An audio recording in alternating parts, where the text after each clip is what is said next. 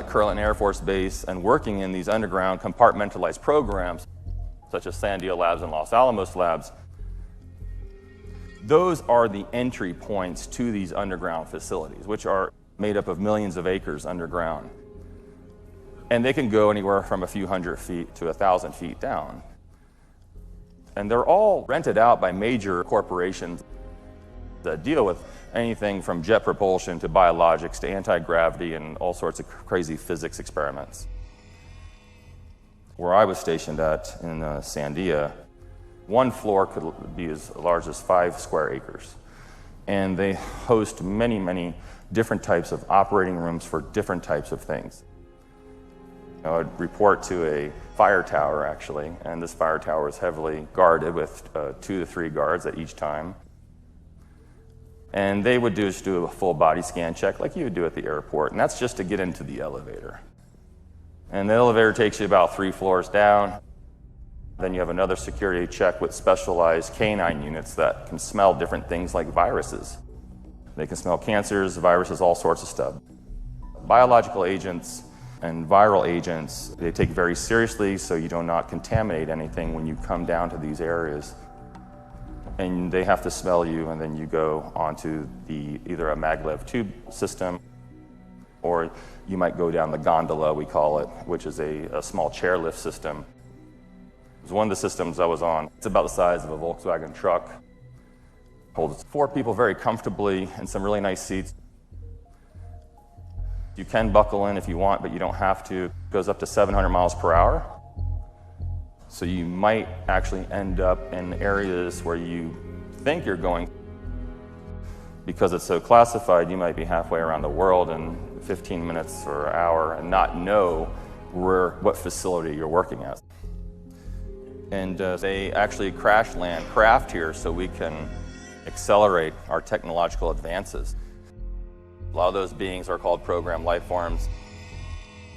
Some of those are grown clones, and we think they're real ETs. But they were actually programmed just to fly here, crash, and be captured and then dissolve away into nothing. And there are some beings that have actually volunteered to be here and be captured so they can help and work with us. And it is going on right now all over the world.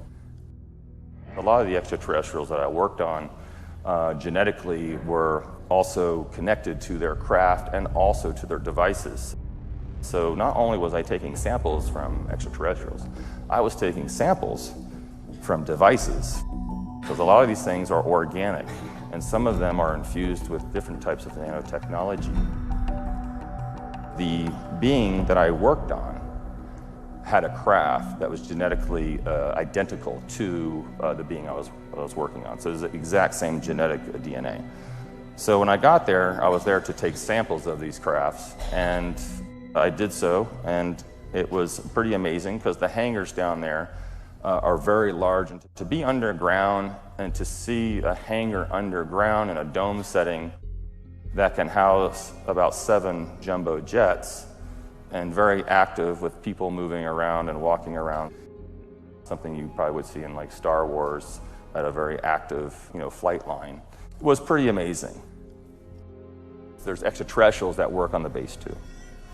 A lot of species do communicate through melodic sound.